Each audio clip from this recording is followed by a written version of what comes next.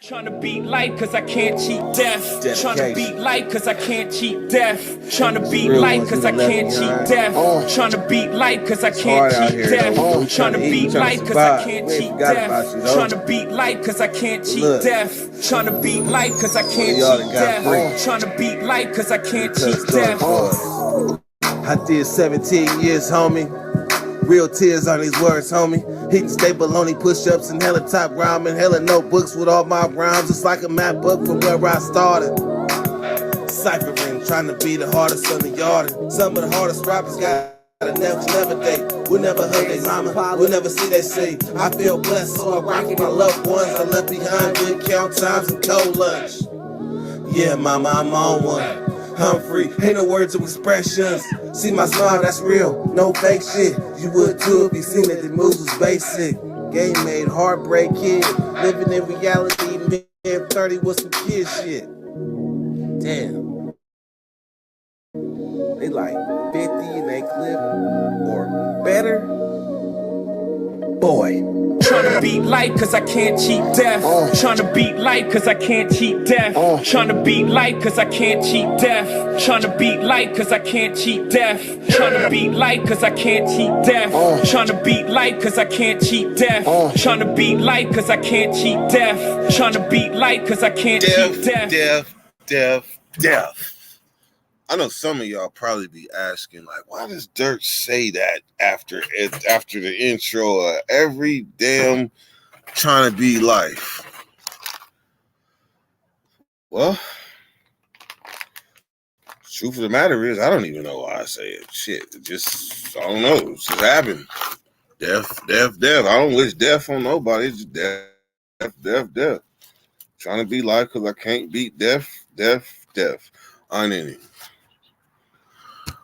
I gotta be real. I gotta choose my words wisely this time because life is about learning lessons, setbacks, and overcoming adversity. Because I promise you, you are stronger. Like when you overcome adversity, you are not weaker. When you overcome adversity, then you're not weaker. You're stronger when you overcome it. And that's the thing that we seem to sometimes forget.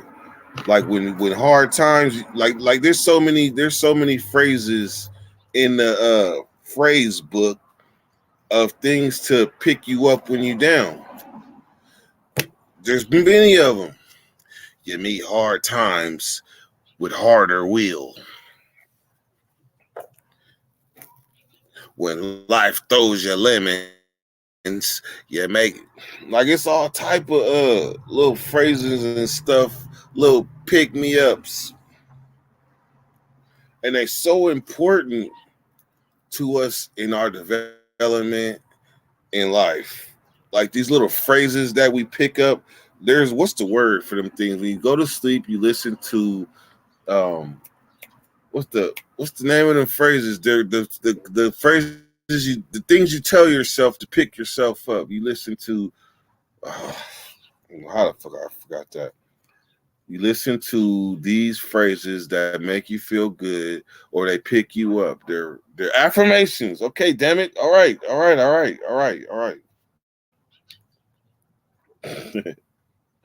But these phrases that we learn in life, these little affirmations, damn it. All right. Hey, but these little affirmations and things that we learn in life are so important. And then sometimes we look back and we see the importance. And one of them, I don't know if it's an affirmation or a lesson. But as adults, I look back and laugh. When we was kids, they taught us when you hit the crosswalk, what do you do? When you come to the crosswalk at the stop sign, what do you do? And they used to have the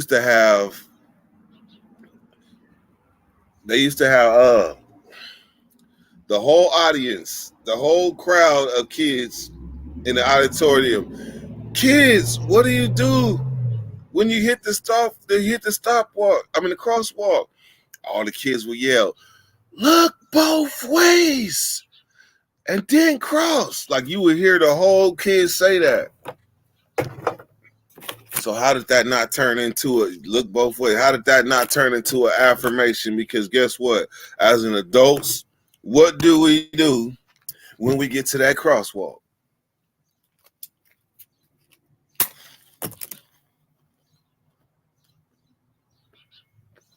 We look both ways. We might not look at the light.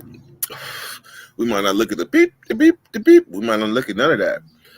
I bet you we're going to look both ways because we know what happens to the people that don't look both ways.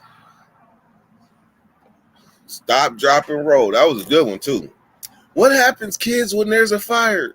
Stop, drop, and roll. That was a motherfucking affirmation. You are right about that. Hey, Heather, it do be mainly mods watching, but shoot. My mods are my peoples.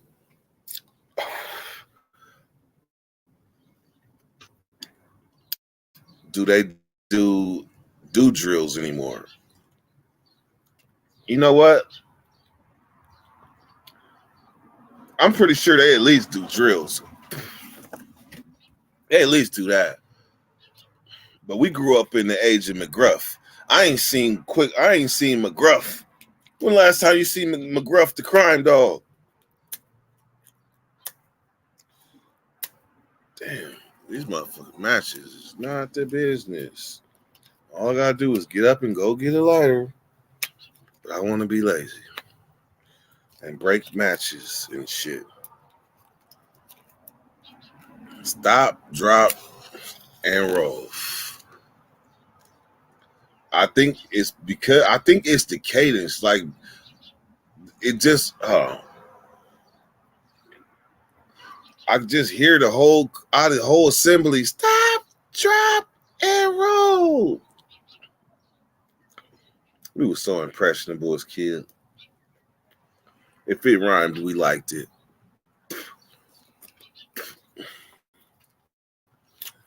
He burnt with Smokey. Smokey the Bear and McGruff the Crime Dog.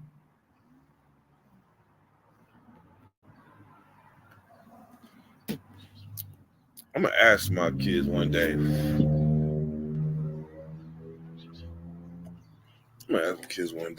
You remember Smokey the Bear? Smokey who? I'm tired of lighting his light. If this thing go out one more time, yes, I'm going to get the big, Heather. I'm going to get the big.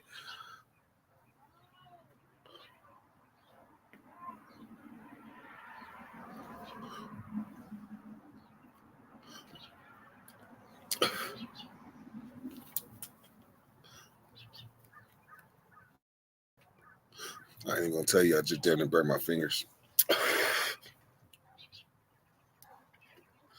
Oh yes. All right.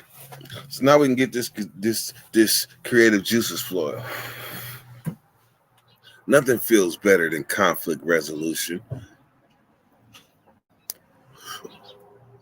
especially when you're a parent or a guardian.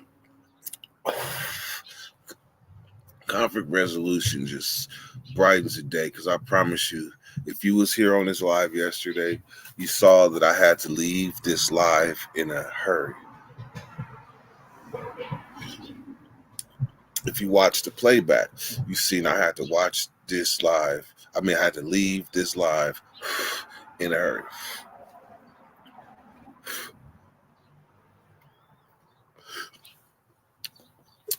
I'm not going to go into it too much, but I will say that when kids go to high school, like when kids go to elementary, they're faced with a set of problems that they must solve. Then when they go to junior high, they're faced with another set of problems that they must solve. Then when they go to high school,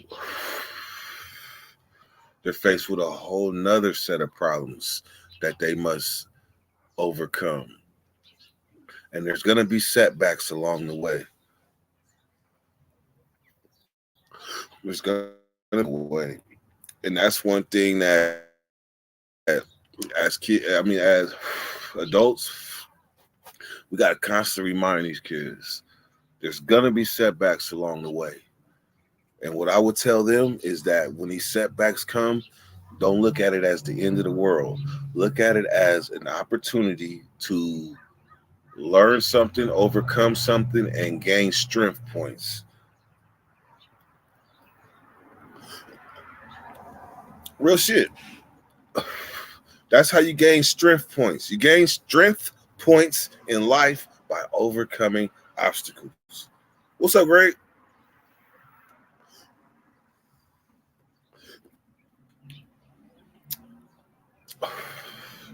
So I would have started the bakery earlier, but it wasn't appropriate. We had to go to the school real quick and talk to people and things. Man, no one ever spoke on setbacks.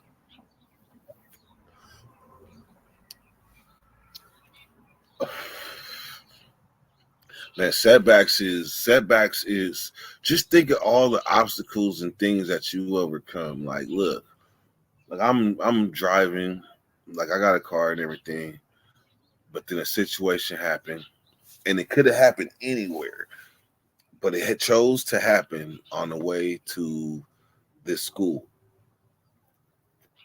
yesterday. Because they tell you when the situation happens, you're supposed to slow down. Like slow it down so you can see everything that's going on. But sometimes that button, when it comes to like your kids, your loved ones, or whatever, sometimes that slow down button is nowhere to be found. Like you'd be stabbing in the dark. So then after that thing starts to malfunction, then you got a thing called universe, the universe that'll step in because your own personal thing started to malfunction. And so I'm going to be straight. It's only 10 of y'all. So I'm going to be transparent with y'all, man. Like when I heard that there was a fight involving my kids,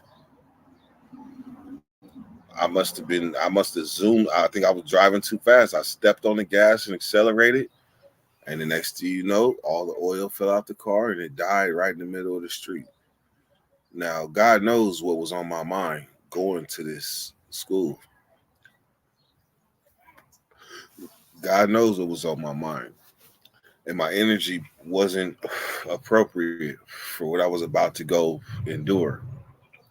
Now, we try to keep people in our lives. These people that we keep in our lives, they're like not sponges, but they're like people of reason, people that are going to tell you, they're going to tell you what's what, regardless of how it makes them feel.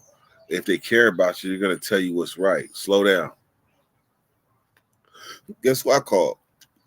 I called Benji. And Benji was like, slow down, man. Slow down. Get all the facts. And when I got there, I realized what I thought it wasn't what it was. What I thought is not what it was. But that excitement, the bypassing of my fail-safe that says slow down, the next thing you know, the universe had to step in. So now I'm sitting here, my car don't work, and I haven't started the process of beginning to fix it. Because I'm still processing, like, damn. Just yesterday I was driving, had all my business, now I'm dead in the water. This is a setback.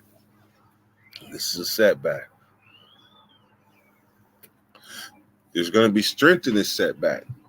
See, like I got to turn it around and make it about something I'm going through so some can relate. There's strength in this setback. I just don't know where because I haven't started the process. But when I come out on the other side, it might be a better car. All right, Mass. Thank you for coming through. It might be a better car, a more reliable car.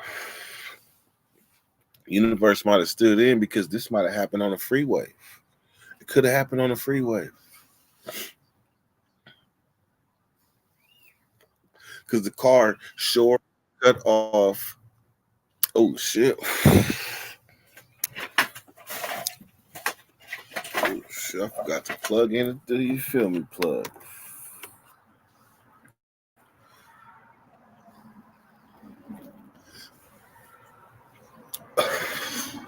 All right. Hey, I've been hitting that Zen Garden too. They got some good deals and things. They got some good shit. All right, man. For anybody that can see that link, hit that link.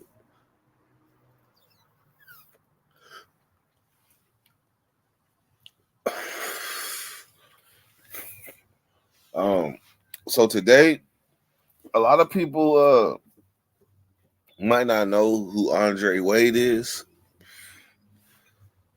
but Andre Wade is he's actually one of the first YouTubers that I ever interviewed. Like I interviewed some of my homies and stuff, people coming out the pen, but another YouTuber, I had never interviewed another YouTuber because I didn't feel my platform was big enough for me to interview. I felt my platform was like there for me to interview with other people. But when I finally realized, shit, I made it. It's time to start interviewing other people. Well, that first person was Andre Wade, a YouTuber out of Texas. Rest his soul. I'm going to say Andre Wade died. I don't even think it was a year after this interview. Might not even been 6 months after this interview. But rest in peace to Andre Wade, man. So with that being said, if nobody hits this link, I'm going to combine the Andre Wade with this live, with this bakery. This is a bakery. There's definitely a bakery. And I will be here with y'all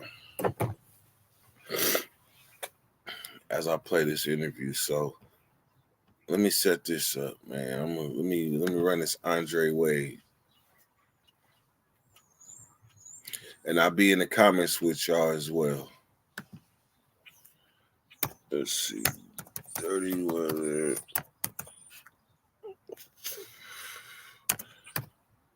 Andre Wade.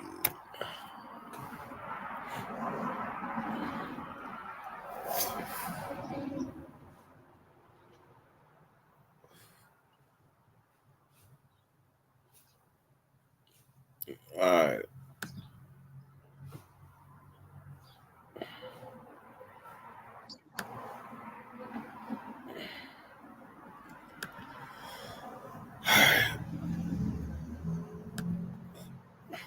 Like I said, I'm gonna be here in the chats. Y'all ain't gotta leave.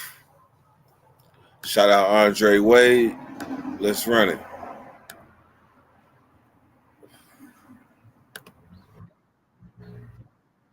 It's worse than Angola. It was worse than Angola at that time. And Angola was one of the worst, penitentiaries in the United States at that time also. And I was like, man, y'all sending me to Eastham. I was 25 years old, And I was what was your sentence? What was your sentence? I had 45 aggravated. I was given 3 counts of 45, but they ran a conclusion. So I only had to serve 1 and not 3. Yeah. So, like, man, and I had to do 11 years just to come up to see parole. That's how it worked. 1/4 of your sentence. Did you have life? No, it was 45. It was a baby life. Might as well have been life. Oh yeah, and I was like, man, these people are just sending me to Eastham, and and all this because I had an uncle that was there.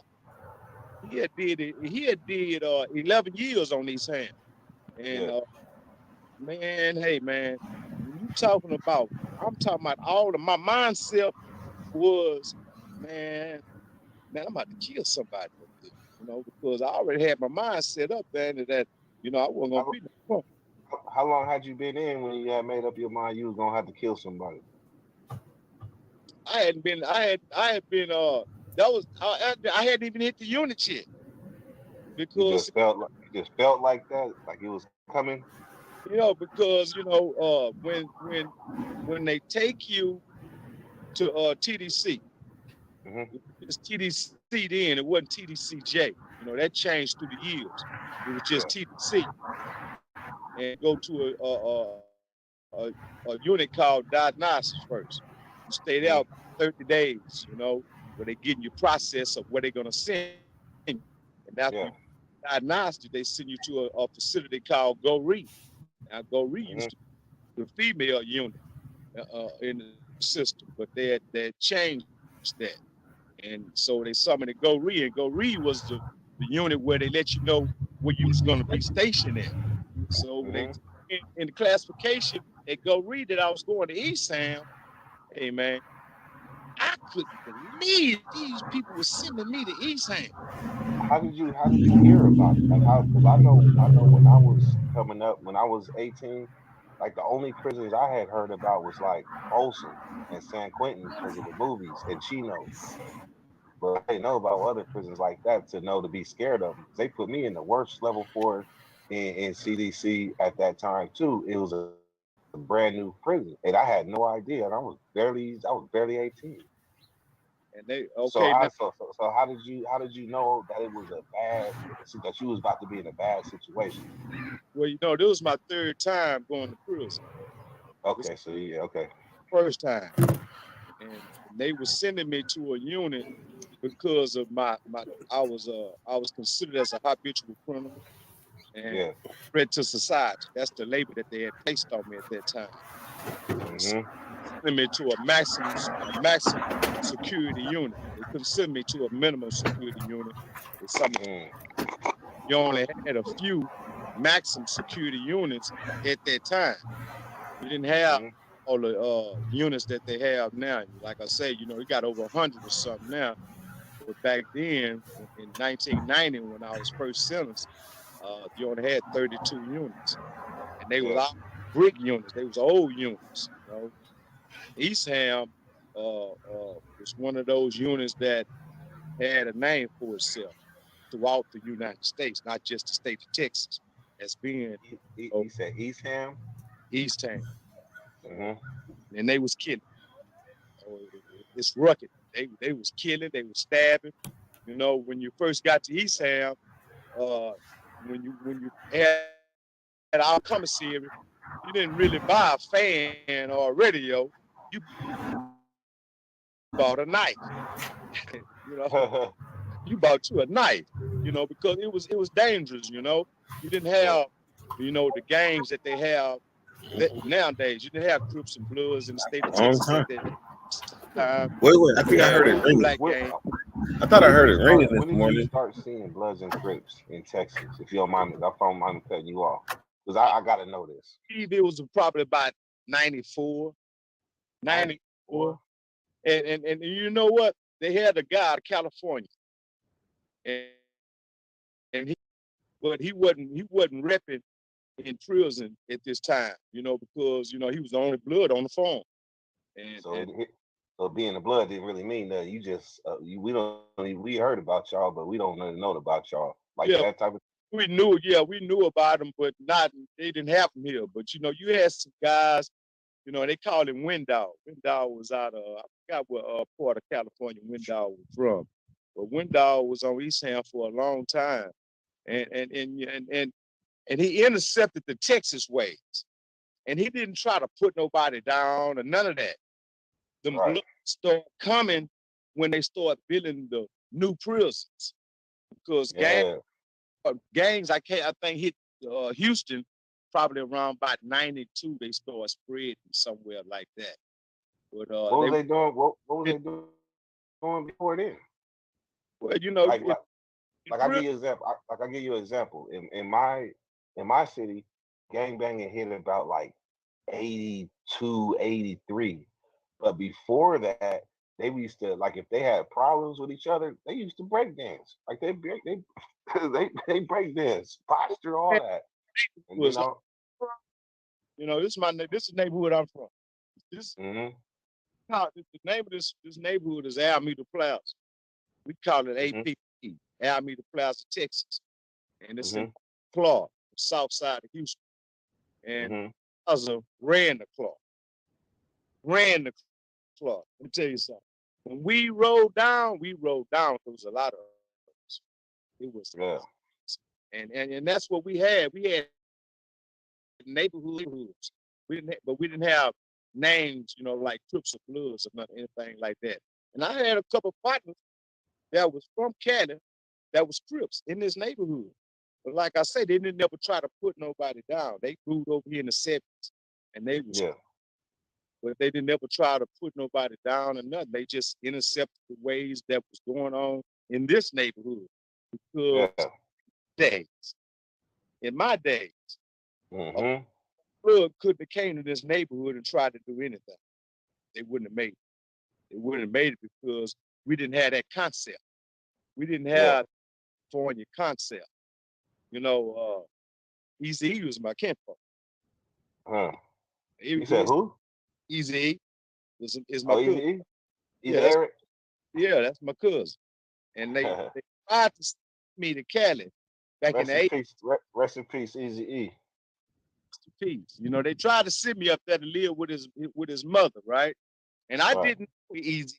I didn't even know he was my cousin. And then he wasn't at that level that he had became, And they tried to send me up there, but somebody, in the family said it wouldn't be good for me to go up there because I was a real bad actor. I was a real bad actor. Hey, Dre. How old are you? I'm 54. So y'all was fighting with bats and chains and shit. Oh, man. Hey, man.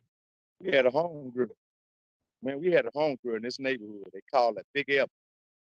Yeah. Big Evelyn would be with us. Will whoop a nigga ass. She ain't fight the girls. She will whoop a nigga ass. And we used to fight a lot of Mexicans back then. Coming up to school, coming up to the penitentiary. When you came to TDC, when you came to prison, the Mexicans was with the Mexicans. It wasn't a whole game. They was all one together. I don't care where they was from. They was together.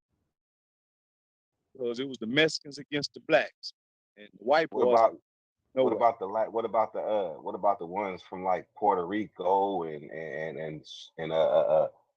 Peru and Guatemala, all of that? They was with the Mexicans.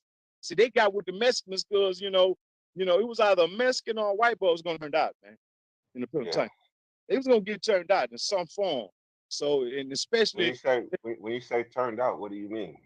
No, they was gonna get turned out into a punk or a boy. And a boy mean that they wasn't giving up their booty, but they was paying their money. So what's a punk?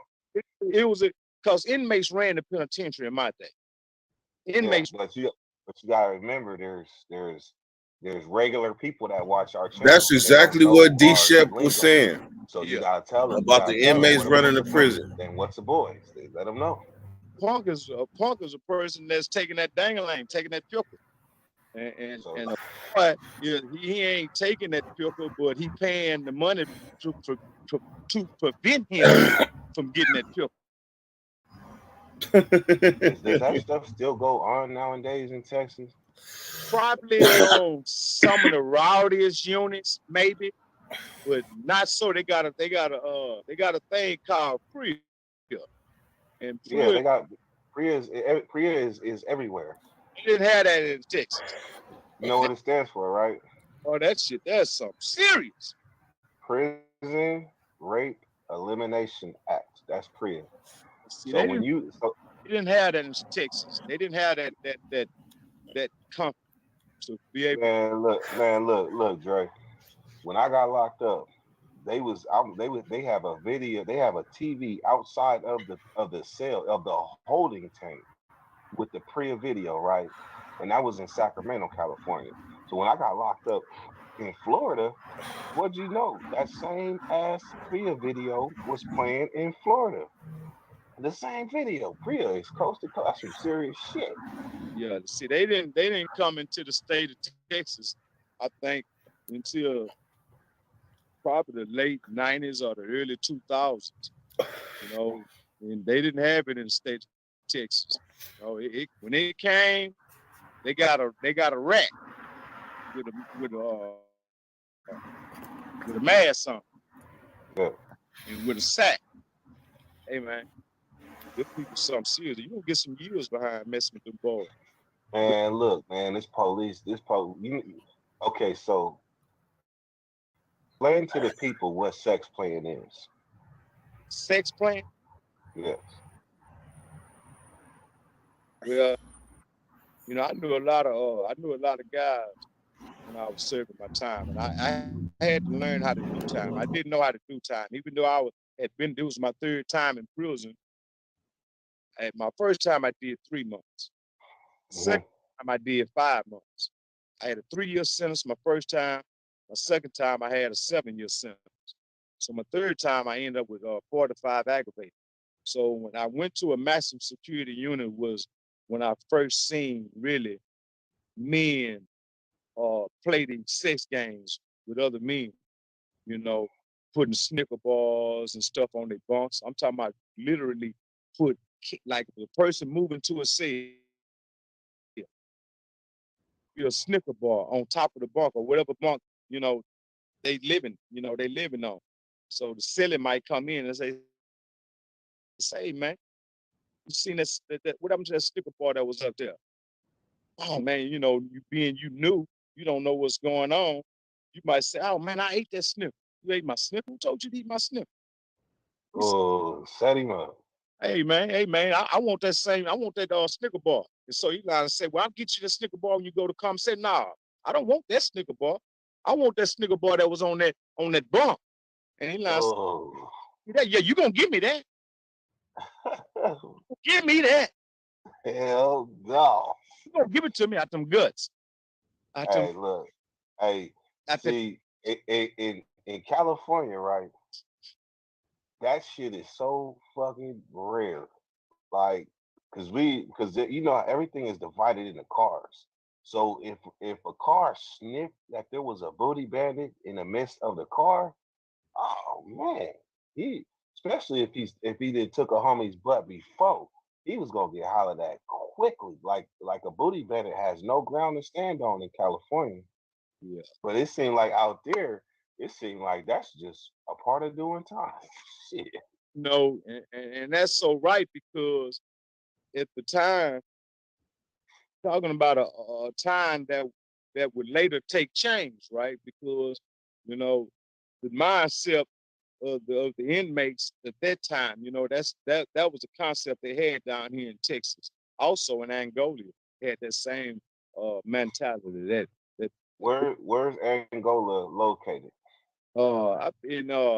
It's in Angola, Louisiana, I believe it's In Louisiana. Louisiana. Do they call it the chain gang in Texas too? Different camps, you know, it's different camps of Angola. You know, you got maximum security Angola where they have to take you out. When they take them on like a little field. You know, it's because it's like in the water, it's in the swamps. So they right? Yeah, they take them on the field. You know, that was a serious unit. I once knew our godfather. He was from Spain. He did 25 years in Angola. Matter of fact, I had a cousin of mine. I never met him. He got sentenced in 1965 when I was born. They had given him a mandatory life sentence. I never met this dude. I had never. He died. That was one of my great auntie's sons, one of her oldest sons. They had given him a mandatory life sentence. Hold up. So how many years did you end up doing? Something wrong. Hold up, I can't see. I'm right here. Hold up. Can you see me? Yeah, I got you. All right. And So how many years did you end up actually doing off of that 45? I was given I served 24 years, 8 months, and some days. I was released in 2014, and I stayed out 6 months, and I went back on a violation, and I stayed 4 more years. I got out in 2008. Hold on, time out. You did a 4-year violation? Yeah. What the hell? One of the things that's about my show, right? Is things that's taking place in prisons. And, you know, and what I try to do is I'm trying to get the people in Texas to speak out and try to speak out at the time when they change these laws. Because see, the system is so designed to help themselves and not the inmates. They say that Texas has the largest prison system. Inmates. See, these inmates in the state of Texas is not going to say that again. They have the biggest prison system, but the what inmates? Sorriest inmates. The sorriest inmates. That came from a Texas inmate, y'all. So why would you say that about why is that stereotype on Texas like that? And you know what's so ironic about that question is that other states is trying to figure out how y'all have those inmates like that. Because see, the state want to pay the inmates, right? You know, these people are doing time and they don't get paid here in the state of Texas, but they give them so many years. You know, like a person like me, I did 20-something years, and you know, I went in at 25 and I got out at 49. If I didn't have a foundation, what would I come to? What would I have come to if I wouldn't have had a foundation? You've been in trouble. After doing 20-something years, so practically I kind of grew up in a penitentiary. Practically, that's for certain that you grew up in prison, because by you saying that, that's like, I mean, I grew up in prison, so you can't say practically. Half our life was behind them walls. Yeah, and so I come out here and now they telling me that I have to do away with my institutional behavior, my institutional thinking, which I done survived with this institutional behavior and this institutional thinking to prevent me from losing my life, losing my manhood, and so much as losing my dignity. So you done placed me out here in society where I've been gone 20-something years and telling me I have to get my life straight. I have to live at a standard of society now. Yeah. So what I did was, you know, I had some jobs and everything. I had that opportunity, and what took place was that I filed for my disability, right? Which I not 3 times. I've been denied 3 times, and I remember Obama making a statement when he was in president, and he made it where so much as an inmate that's been gone 20 years or better is automatically given disability. Yeah. But I thought you get denied 3 times and then you automatically approved or something. So that's not true. No, because I got a lawyer now, and I've been set for a hearing, and I'm more than sure the judge, which is what I need, is going to automatically make them give me my disability. You know, because I got some medical problems, you know what I'm saying, as well as being incarcerated for over 20 years. You know. Okay. I automatically fit disability, you know, but it's been so hard to get it, man. It's been so hard to get it. But it's all right. I'm all right with that because of my foundation. Okay. Now, so pause. We're gonna pause right there and let it keep going. All right. Now that's a different question. So, what type of OG?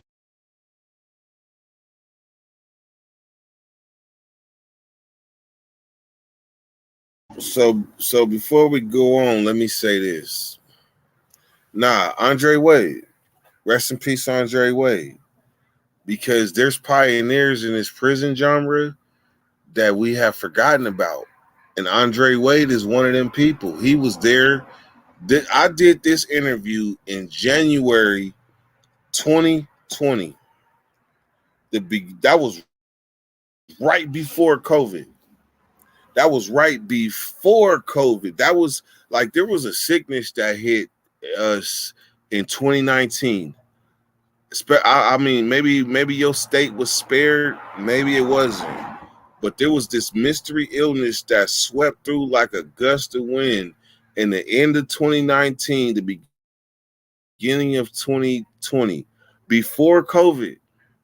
And when I went to the doctor, they said, we don't know. You don't have the flu. You don't have a cold. We don't know what it is. But they refused to acknowledge that mystery illness in 2019 that got us all sick, they refused to acknowledge that was COVID.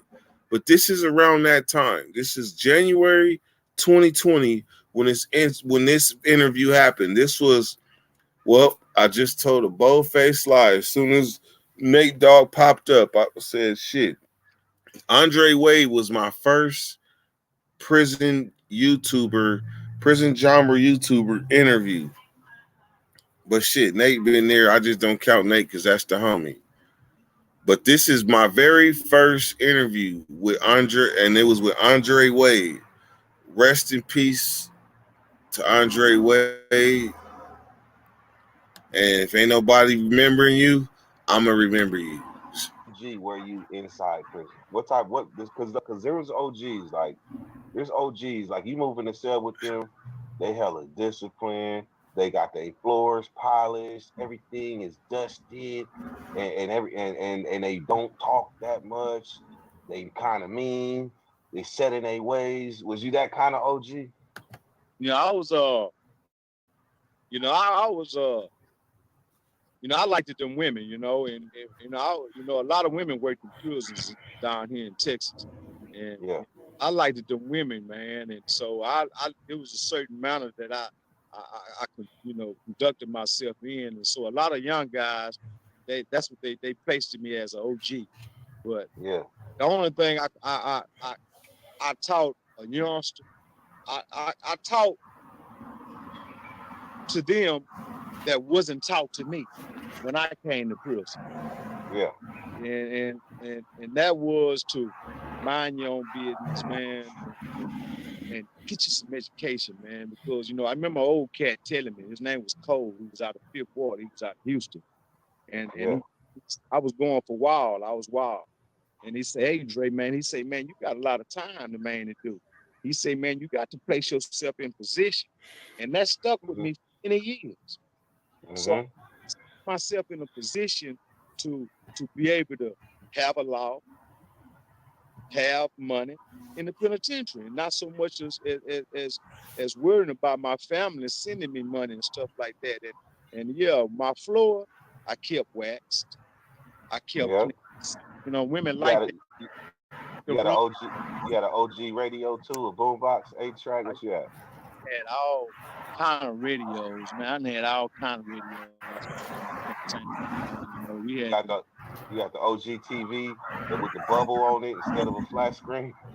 Yeah, I no TV. I wish we would have had TV. We ain't had no. What? Y'all didn't have TVs? Yeah, and that's what about Texas prisons, man. They selling them all that kind of bullcorn stuff in there, man. And boys spending all their money, you know what I'm saying, and they making no money, and if you're gonna sell these kind of products, if you're gonna sell this kind of stuff, man, you can make it better. I remember when they changed it, like now you can get like a care package, right? You can get that nowadays. See, we didn't have the luxury they have right now today in Texas. They got telephones, on the cars now. They call every day with their families and stuff. We didn't have that. See, if we'd have had that back in my days, I would have beat my case. I'd have beat my case. What? I'm gonna beat my case. So, yeah. So how many years did you say you did off of 45? I did 24. years, 8 months, and some days. And I did 4 years on a violation on this sentence. And so I all the did. 28 I did. years. So you said, man. Well, if you break it down like that with me, I did 20. I can't picture doing 20. I can't even picture doing 24. I don't even know how I did 20. And, To be honest with you. but this is the thing about it. You know, it's something that we had to do. Because see, before I went to prison, even the first time before I went to prison, now I was in these streets, man, and I learned the behavior of neighborhoods. I learned the behavior of characters, and that played a role in my survival kit in the penitentiary. Yeah. You know, paying attention to the characters. You got some dudes, man, they would come to a unit, man, and just jump out there. How you just jump out there and you ain't even paid attention to what's going on? I had a partner. He was out of Cali, man. Good dude too, man. And then when he came at this time, you know, the stacks was against him. He jumped in the gambling game. And man, them dudes played that boy out of so much money. Look at him, man. They played because he didn't even know. But right now today, he probably one of the best gamblers you ever seen. But he paid for that. He paid for that game. They say you gotta pay to like poker. In order to learn poker, you gotta pay. It costs. You gotta pay to learn poker. Probably so, but he jumped in a cheating game. He jumped in a game of dudes that he didn't even know. He was from California. First time in the penitentiary with a bunch of years.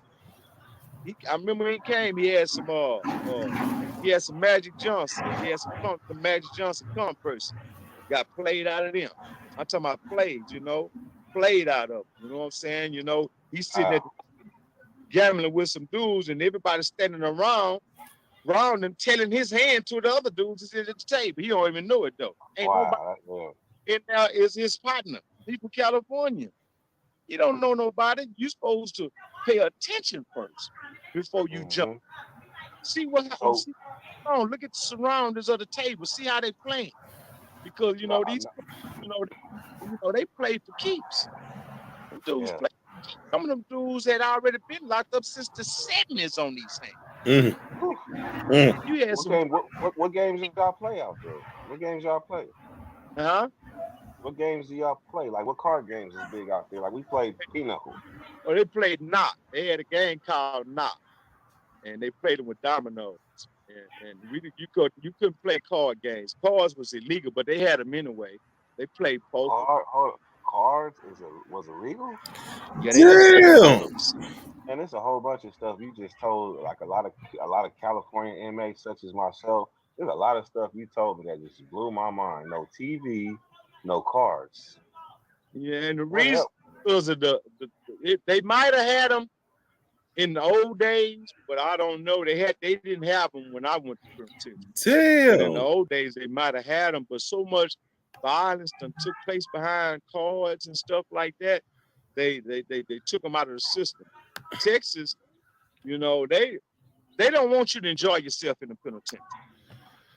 All right, hold on, man. Do y'all hear this? This nigga, rest Andre Wade's soul. He said cards was illegal in Texas. I can't picture that. It's always been a set of playing cards somewhere around. The only thing you might encounter is that you might run into a deck of cards that's all pinochle cards or something like that. So it came to the point where I'm like, I better learn how to play pinochle because everybody ain't playing poker. I mean, everybody ain't playing spades and shit. Them is low level, not low level, but I'm just saying, like them is entry level games. Like the elite games is pinochle. So I just can't picture doing time without some damn playing cards. Shit. At least you can play solitary with yourself.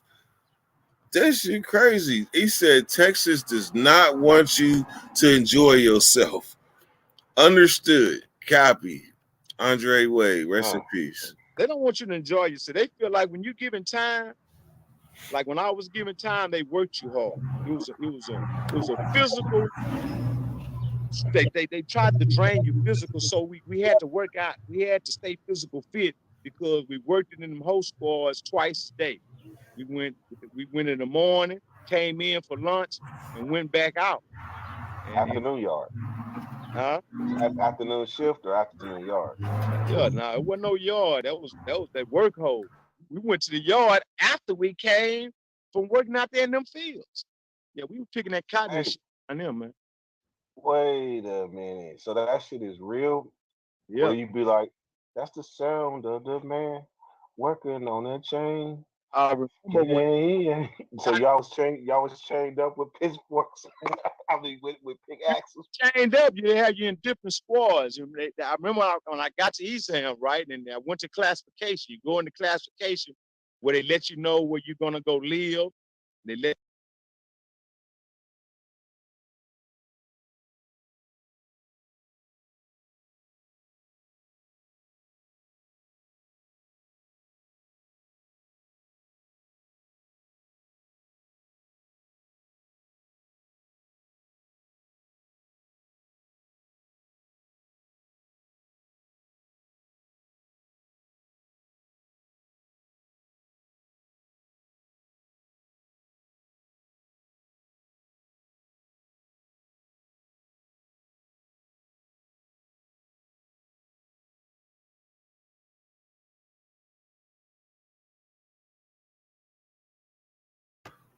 Damn, my bad. My bad. My bad. Nah, what I was saying is that, man, this shit is crazy. Here it is. Me and D Shep and y'all just had a conversation 3 days ago about Texas and the treatment and what they going through, because I was shocked to hear that they picking cotton in Texas still. Like, that is just unimaginable for somebody like me. So here you got Andre Wade saying, wait, no, y'all can hear me now, right? Shit, you can hear me? Can you hear me now? Can you hear me now? Can you hear me now? Can you hear me now? Good. That's for y'all that remember that commercial. That's for y'all that can remember that commercial. Can you hear me now? Good. Front Street Bakery, we got the buses. We got buses that pass by in this bitch. All right. So the point I was making was a treatment of how Texas does their inmates. Andre Wade was raw. Like, he wasn't on here trying to perform. He was just like I was, starting off, just telling my story, fresh, ain't even been home that long, in his rawski-dawski form. Like I said, this was Dirty's first prison interview. Like, I had been around, like at this point, 2020, I had been in the YouTube game a year and a half. But I didn't feel worthy to interview nobody. I just thought people were supposed to interview me. So this was my first really interview aside from Nate Dogg 916, because that's the homie. So let's get through this. Let's get through this interview. And I appreciate y'all that's taking time out of y'all day to listen to this OG from Texas. That was before everybody. Like, the only person that was there around the time for him from Texas was Tim Snow, Dr. Larry, and him. All right, let's get back to this. it let you know what squad where you're gonna work. So when I got there, it was the warden and the major and all of them was sitting in classification, right? So when I walked in, they looked at my file. They say, "Wait, we're gonna put you in 7-hole." I say 7-hole. I say, man, I don't know nothing about working in no 7-hole. I said, I'm trying to figure out how I'm gonna do this 45. They said, "Oh, you get through, you gonna figure it out." Shit, let me tell you something. I was for about 18 months before I finally went to work to get out of the whole squad. I was getting a case every day for not going to work. I wasn't going. I had 45 active. I wasn't fit to go work in no whole squad. So let me tell you this story. What year is this that they trying to get you to pick some cotton? This 1990. They picking cotton in Texas in 1990. And they got niggas doing it. And look, Eastham had the largest cotton field. Let me tell you a story. What that took place with me. I had a partner that taught me into going to work. He said, Dre, man, come on, kick it. He was a partner I used to kick with every day, you know, old school dude. He was out of Fifth Ward in Houston. So I decided to go on out there and work. So for like a whole month. To pick some cotton. Huh? Pick some cotton. To pick cotton. So I'm picking this cotton, right? And these plants, they're about this tall. That wasn't bad. You know, I'm every day I'm going to work with my partners for about a month. So, and we had one of the damnedest field captains. So a white boy, he was about 5'5" with one leg. They called it. Is that the police or another inmate? The police. He was a captain. He was a field captain. He had been working in Eastham since he was 18. And he was an old man now. So he down there seeing Bunny and Clyde. I mean, he down there see Clyde days. He had been working there so long. He was real racial. He was Clyde really. Wait, was Clyde really there? Yeah, Clyde was on the old Eastham. He escaped old Eastham. Yeah, they were fucking Clyde over there. That's why because they were fucking. Yeah, they were fucking Clyde. Like literally in his Clyde. What? Yeah, he was a bro. What? Yeah, on the old Eastham. The old Eastham seals, they was underground. The old Eastham. Yeah, it's old cotton being now where they put all the cotton stuff. They don't really too much pick cotton over there no more. They don't kind of took that out the system. All right, so you with your partner, you going to work and y'all picking this cotton. Now we picking this cotton, right? Yeah. So at this time, we had been picking cotton so much at this time that I thought it was over with. You know, it was on a Friday one day, and they brought hamburgers and all kind of stuff for us to eat and soda waters. We out there playing football in the fields. Look at my old rat. See that rat? Yep. Yeah, he want something new. Yeah, then things was going on real tough. So I'm thinking the cotton is over with. We've been picking all month.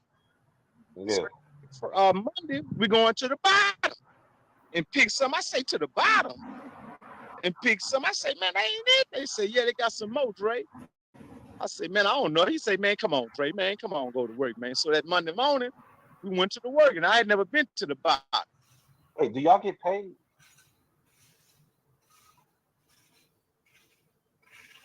One second. We're gonna wait for So okay. So let me ask you a question real quick. Do y'all get paid? No. In California, we get paid for these jobs. Okay, go ahead. And this is what I'm trying to do and show the people that's out here in society that they need to speak up for the inmates. They need to, when at the time when they make these new laws, these people that so much is concerned about their loved ones that's in prison, that they need to speak up for these people inside these walls of confinement. They need to try to get these people to change some laws. You know, then these people need to get paid because they give too many years in the state of Texas for these people not to get paid. Indeed. So we with your partner, and he asked you to come to work. So that Monday morning, we go to work and we going to the bottom. Like I said, I had never been to the bottom before. And the line force was so big, right? Yeah. They so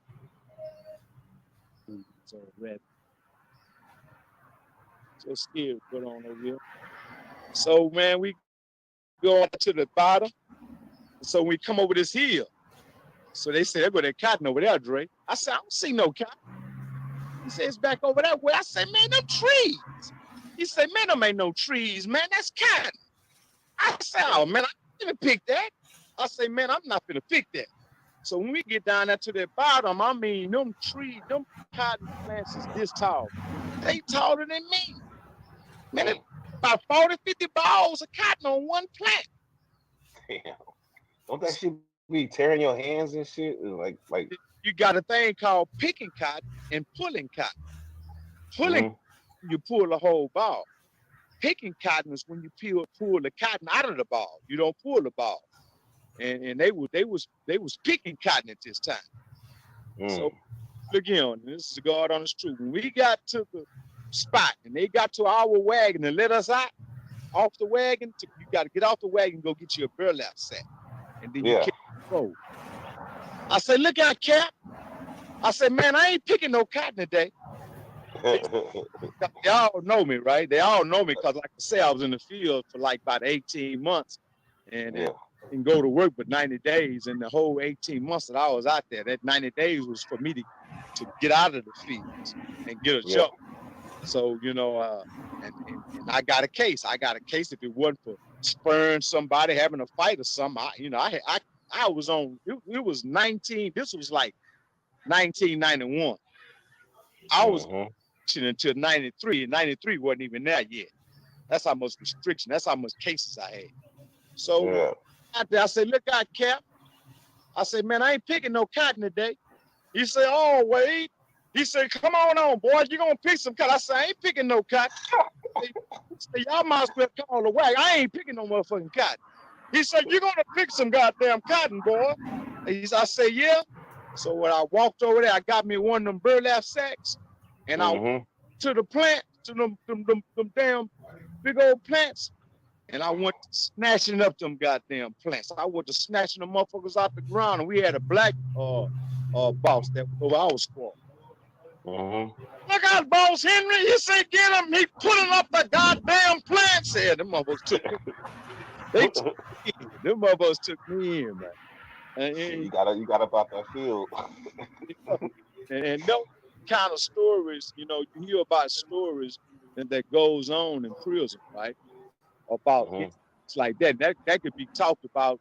You know, some inmates somewhere right now today would type say, I remember Dre Dawg, man. Dre Dawg was so crazy, man, you know, because being on a dangerous unit, even though we was on a dangerous unit, man, we laughed. We had fun, man. We got high. See, the people out here, they have especially before they see me, they have a stereotype that people in prison like are angry, bitter, like they can't find a source of fun inside the walls, or they think that you shouldn't have fun behind the walls.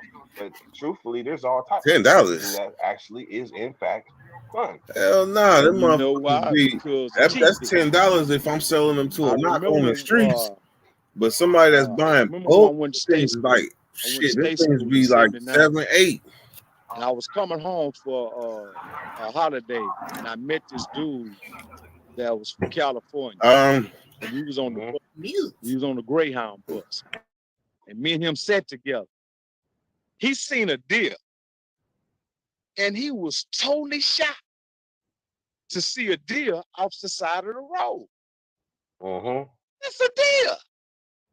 Because he had never seen nothing like that because of living. He said the only time you seen animals was in a zoo. But down here in Texas, we seen them all running around. You know, it was shocking to him. And he was older than me. I'm gonna tell you something because while I remember, I'm from California, so let me reiterate. Not all parts of California don't have wildlife like that, but in California, like the wildlife states of the wildlife, right? Yeah. I was in Atlanta. I was in Atlanta looking at a house in the middle of the damn neighborhood. In the middle of a neighborhood. Man, a whole family of deers came walking up the street. It was like, look, I'm like, it's deers. Like right there. It's like right in the neighborhood. It fucked me up. Yeah. And another time I was at a regular old fast trip gas station. And jackal or coyote or something. He just came walking through the gas station like he owned the motherfucker and then walked out. I was like, damn, I'm ready to go for the camera and start recording, and I'm fascinated by this shit. Yeah. But you got the right idea though. But I seen a lot of deers in California though. They be in the mountains. Down here in Texas. For a long time, you know, the movie Dallas, which is what a lot of guys from, you know, like Chicago and New York and all that watched it, Dallas thought we was really riding horses down. You talking about J.R. Ewing and them? Yeah. And so, but like you said that you only been to Dallas. and never been to Houston. I ain't never been to Houston, only Dallas. I've been to Houston. I've been to El Paso too. Hey, when you come to Houston, you home. You home. Man, H-Town is live. I ain't coming in the winter. Y'all be flooding and things. Y'all be flooding. Yeah, it flood. They got a rainy season, man. It's a flood, man. You got to have Every time I look up, Houston underwater. But where I'm from, it ain't underwater. We had a bad flood like in the 70s, and we haven't had that since in the neighborhood that I'm from. Thank God. So that's basically like downtown Houston and stuff. I'm outside of downtown, you know. I'm outside of downtown. You have, neighborhoods like Third Ward and stuff like Fifth Ward. They closer to town than I am. So you missed Hurricane Katrina too. Yeah, I was in prison. I was locked up. And you know what? So what's so crazy is that the hurricanes and stuff, they don't hit the penitentiaries. For some reason, they don't hit the penitentiaries. They keep us up in that motherfucker. Yeah, but they don't hit us. They don't. God, he just placed his hands around the prison for some reason. Yeah. Hey, have you noticed getting out that there's a lot more people from New Orleans and Houston? Well, that's our next door neighbor, right? And when they had that a lot of our kinfolks, like my father, he was Creole. So a lot of my people are Louisiana people. And so it's like that. Houston ain't nothing but a Louisiana, a lot of Louisiana people used to live there and they live here. Them people went to had that storm and what took place in New Orleans, and they all came to Houston. They ain't went back. Because a lot of New Orleans, they was gangsters for real, and they living in New Orleans. So when they came to Houston and seen this good life, they didn't go back down, man. Forget New Orleans. Forget New Orleans. They didn't go back. They stayed. Hurricane Katrina it changed a lot of people's lives. There was a lot of murders that happened during Hurricane Katrina that went completely unsolved. Yeah, it was hella murders. Like they wasn't putting them on TV, but you talk to people that was in it. Like the police was killing people. You heard about that? Man, they was doing a lot of stuff. Like the police put martial law down there and was shooting motherfuckers down. Yeah. They were saying they were seeing bodies floating in the river, like floating, not the river, but the flood waters. They said they were seeing bodies just floating. Yeah. And for a long time, they said that when the waters went down, bodies was coming up. Yeah, and that's because of the people of the city too. They was killing people. The people was killing people and killing law. They wasn't trying to hit, and them dudes wasn't trying to hit. You imagine a dude that had a house full of drugs and all kind of money. They were trying to save that. Instead of saving their lives, they were trying to save that stuff and couldn't save it. You know what I'm saying? They had to leave. Yeah. And you had people didn't even want to leave there because they had been there so long. Yeah. Hurricane Katrina was actually heartbreaking. And even though I was inside, like I felt it, like they think because we in prison, we ain't got emotions and feelings and things. But when I see Hurricane Katrina, that shit broke my heart. Like there was one story. It was one. Man, there was a lady sitting. They was on a bridge. You might remember seeing it. They was on a bridge, and there was a lady in a wheelchair. And she had been dead for like a while. She had been dead. Nobody came to pick up her body or nothing. She just was sitting in a wheelchair. They put like a blanket over her. You know that shit made my grown ass cry.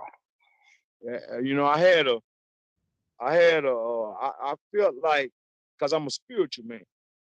Yeah. What got me through my prison life is my spiritual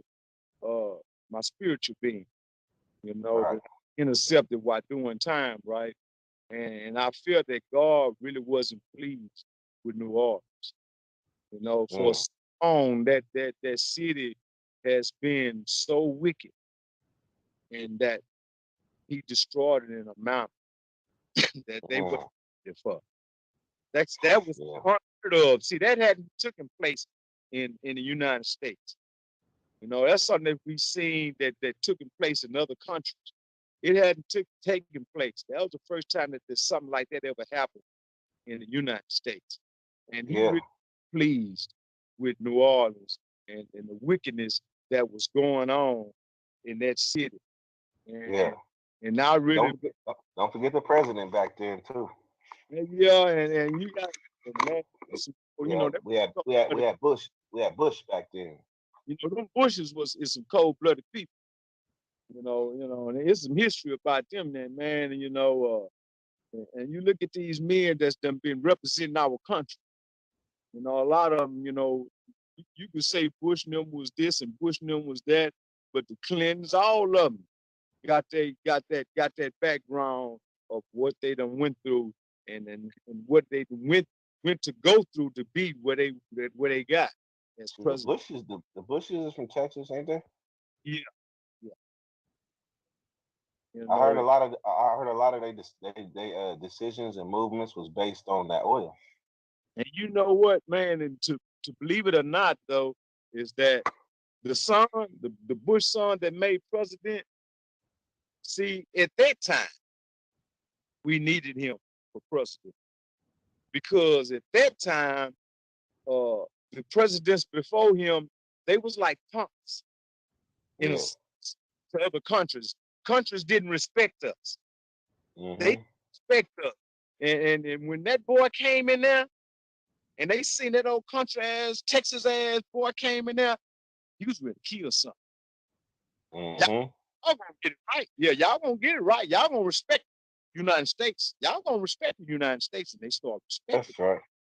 Hey, all right.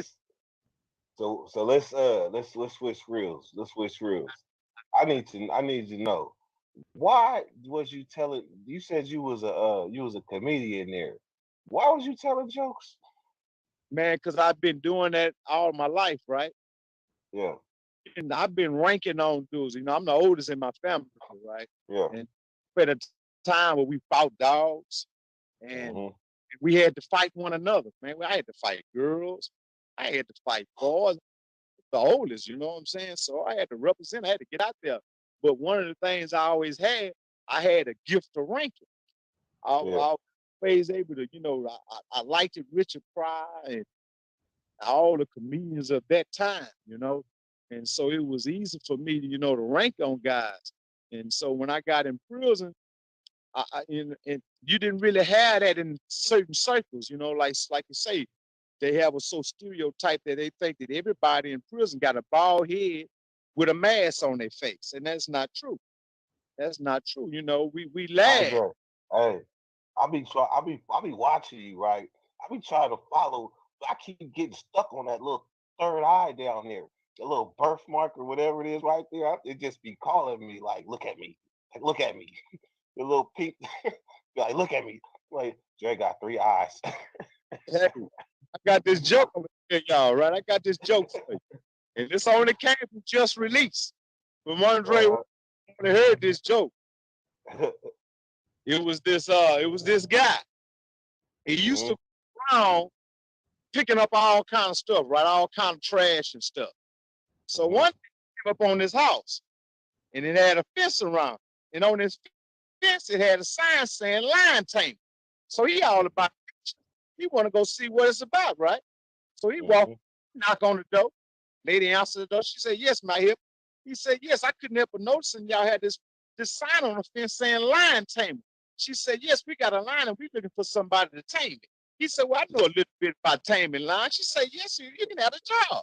He said, "Well, okay, I'll be right back. Let me go to my truck." So he walked out there to his truck. He got a whip and he got a chair. So he walked back in there, "Show me where this bad lion at." So he walked in the backyard. There it was, a big old lion in a cage. The lion was running around the cage, you know, roar. Yeah. So the lady said, "No, let me open up. I don't want you to get hurt." So he opened up the cage, walked inside the cage. The lion was roaring and running around the cage and charged the man. So the man stood back with the whip, snatched one of the ears off the lion. So the lion mad and hoorahing and running around the cage, charged the man again. The man stood back sideways, snatched the other ear off the lion. The lion hoorahing, mad and running around the cage, charged the man again. The man stood back, snatched the tail off the lion. The lady said, hey, she said, hey, sir. She said, wait a minute. She said, you're going to kill it. He said, you better tell me something, because I had this motherfucker running around here looking like a goddamn bulldog. To tell him something. The things, you know, that I did, and I remember they had a female officer, sexy old girl, and she used to like to rank. She had just started working there. I had never met her yet. And so a lot of guys used to tell her, that's all right, that's all right. I got a partner for your ass. I got a partner for your ass. She said, that's all right, y'all bring his ass on. I rank on his ass too. So when I finally went to meet her, and she to my I just, you know, Mandingo Warrior. all man.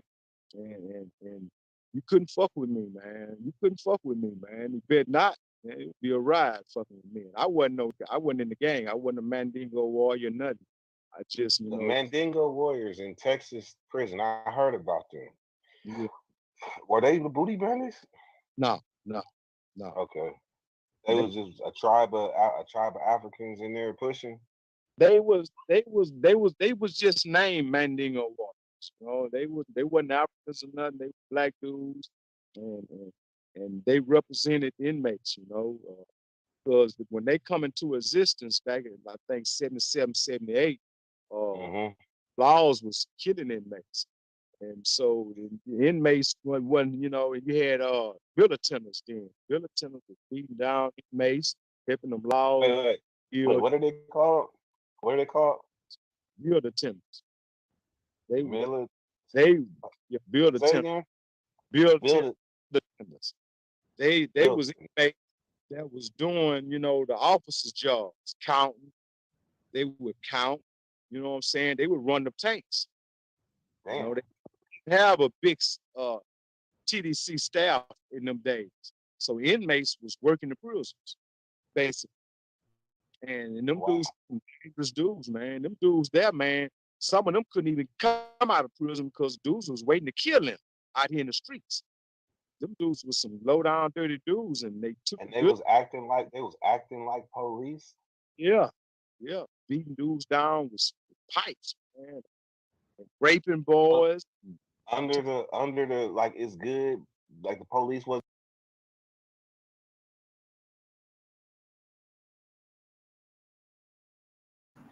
Hold on, let me talk my shit real quick. This is important. Let me talk my shit. Front Street Bakery, car, everything.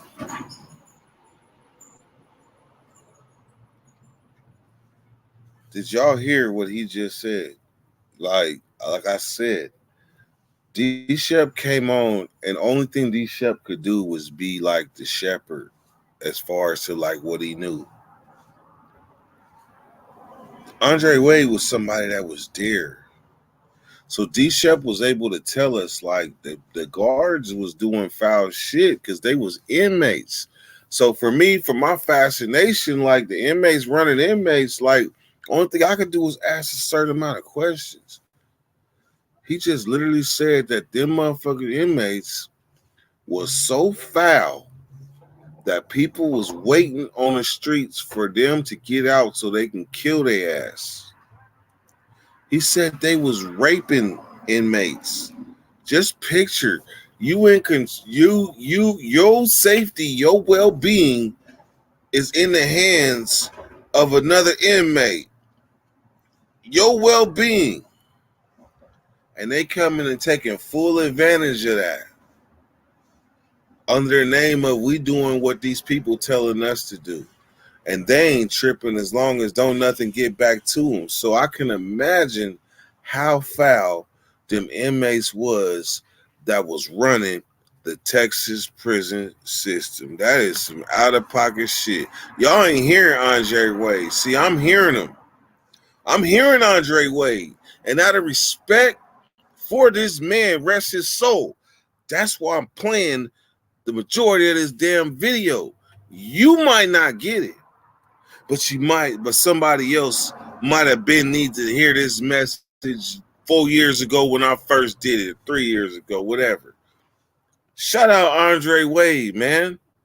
This man telling us stuff that these people in the prison genre is still just now talking about. This was years ago. Just saying though, man. Shout out Andre Wade, man. Let's finish this interview. It gets pretty funny from here. Wasn't tripping on. It took. They had a case called the Ruiz. It's called Ruiz case. They was living in tents out here in the prisons, man. And I'm talking about you had 3 inmates living in a 2-man cell, man. It was so bad, man. And so Ruiz wrote some stuff down to the governor or something, or the state of Texas on some toilet paper. And it got out to the governor. And that what was going on, man. And so the Ruiz. So hold on. So this was going on in the 90s and the 2000s? This was going on in the late 70s and the early 80s. And through this Ruiz case, changed the system. Yeah. The system. Because the system was so, man, I'm talking about, man, if you went to prison from the 70s up to about 84, first time going to prison, I went in 85. And right before I got there, the Ruiz stipulation had just changed the way of living and the condition of prison in the state of Texas. It wasn't no more bill attendants. They still had a goon squad. The system had a thing called goon squad. The goon squad, they was like military dudes, and they wore black, big boots. We got the goon squad. Basically the goon squad is the police of the police. Yeah. They like the police of the police. They came when they come. We hit that hour mark, so I'm gonna wrap it up real quick. We got more interviews coming in the future, but this one I'm gonna break it up into pieces, and then we're gonna go from there. And I'm gonna introduce Andre Wade to the world. All right, so go ahead and plug your channel and tell them what your channel, and then tell the viewers what your channel is about. Okay. Now, how I go about doing that? Say, plug my channel. Just released. And what's it about? It's basically about people being released from prison. Mm-hmm. People being released of something that's been hindering them all their life. I gotta go back. I'm sorry. I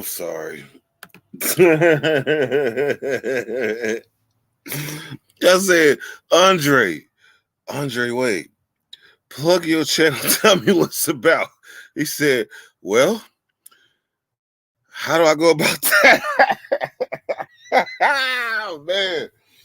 When a person can give you a laugh after being gone 3 years, if you don't see the joy in that, you must be an angry person. He said, yeah, man, I'm going to plug my channel, but how do I go about that? Just showed the rawness, and it also shows the point that we was at in YouTube prison genre development. Like it just shows. He said, how do I go about plugging my channel? That was a classic, man. Shout out Andre Wade, man. That was my guy. Now, here's where it gets funny, because Grandma Wade come on, and this is some classic shit. Getting out of prison. It's anything that's been hindered. You know, you have bad relationships, bad jobs, anything that you don't come up from that that's them released to you. And that's what Okay. this is about. So how do they find you on YouTube? They go, they pull up just released Andre Wade. Just released Andre Wade.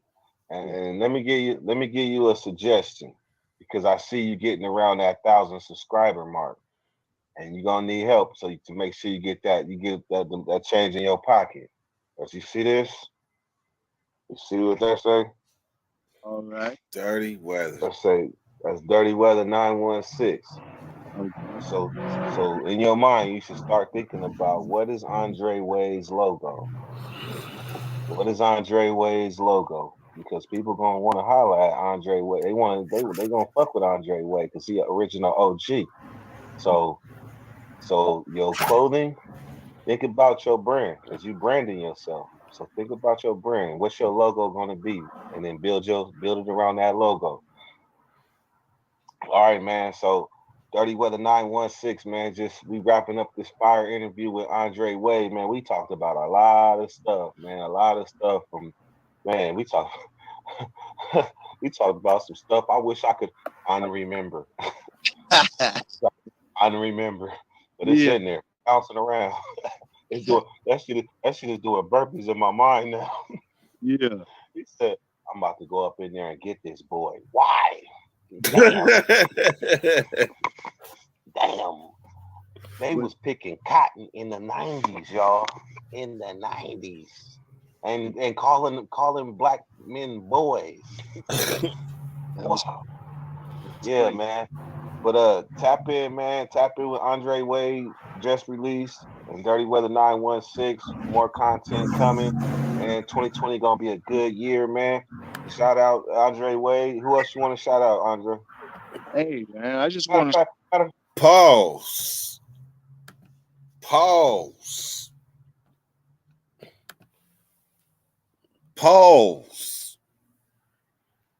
That nigga Dirty said 2020 is gonna be a good year.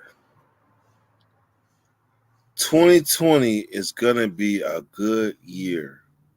So that clearly tells you where this interview was in the development of everything.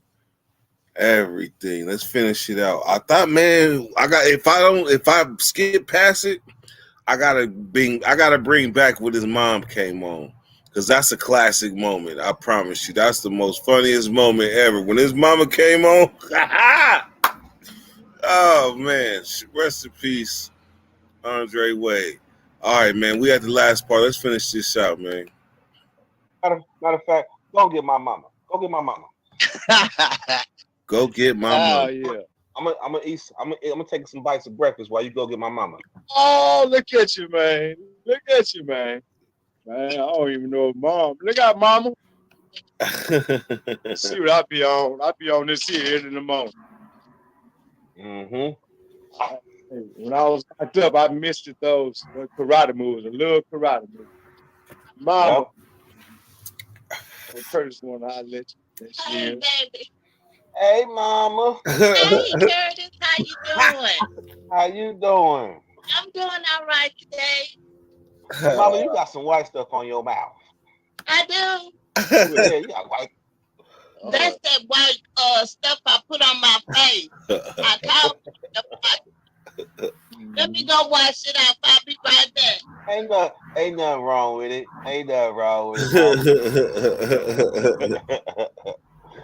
Why you let your mama come on the screen like that? I didn't see that, man. Yeah, I was sideways. It's all natural, man. Natural, man. Oh, damn.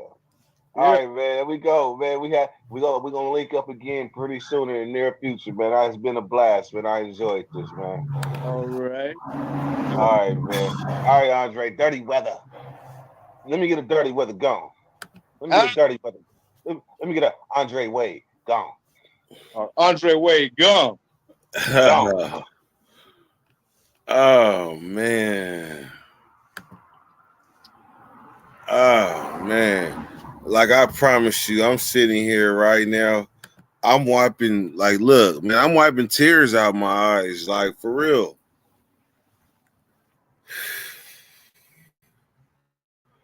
That was a real moment in YouTube history, and it's a real moment in Dirty Weather's history too, because that, like I said, that was the first person that I interviewed, and still, like the term prison genre was like less than a year old, yet less than a year old. So we was all racing to something that we didn't realize what we was racing to. That's why we didn't know. That's why, like, I didn't know if I was able to interview people yet. I didn't know if it was time yet. Shit, I didn't know if I had been around the prison genre long enough to do that. Then something clicked, and I started being able to kind of like see people that was up and coming, and come to find out that was one of my gifts, to see people that was, I like to see their numbers and know that they about to be something. And I seen that with Andre Wade. Debo had a question. Let me get to your question. Let me shrink this real quick. Debo had a question. He said, respect. Dirk, can you tell us how you came across this interview? What's up, Shalana? I'm going to say that just what I just said. Like, I had a gift with seeing numbers and stuff. And then I watched one of his videos and seen how raw he was, because that's how I was when I first came. I was raw. Like, I didn't know what I was doing. Like, when you raw, you literally have no idea what you're doing. You just doing it. That's the definition of raw. And that's what I seen in Andre Wade, man. And I could say, man, from the first time I met him to the time I heard he passed, like, his family embraced me in a way where I just knew Dirty Weather was a household name in that household because of extending the love. So therefore, like, his mama, shit, you see how I go, hey, mama, y'all seen how it went. And that's kind of what brought tears to my eyes, because I know they were so proud of Andre Wade and so proud that he getting on TV and he's branching out. Like, they was proud of him. Like, I used to talk to his nephew. His nephew was helping him, like, get his stuff in order, like, so he can broadcast on a real level. Like, they was proud. He did all this time. Now he home. But unfortunately, you know, he was called home. So rest in peace, Andre Wade. And I want to thank y'all for coming through and taking part in the relevant rewatch series. So far, we had Hoodie, we had Uncle Mitch, and now we had Andre Wade. I'm not going to tell y'all I might tell y'all who's coming next. Wait a minute. Where is this paper? Yeah. I'm going to give y'all the next three so y'all can get ready for this. The next three. Number one, that's coming next, Savage Studios. After Savage Studios, we're going to go JD, Prison Break. And then after Prison Break, we're going to go OG Silverback. OG Silverback. So if y'all hearing me in zone, make sure you get them in order, because I might forget the order. Savage, JD, and Silverback. Just in case I forget in zone. Savage, JD, Silverback. Those are the next three interviews we about to be dropping. All right. So I'm about to listen, Debo. I gotta kill this link so I can start another one and really, really open the bakery, because I got 2 more blunts to smoke and then I'm on it. So this live here, the Andre Wade relevant rewatch series is concluded.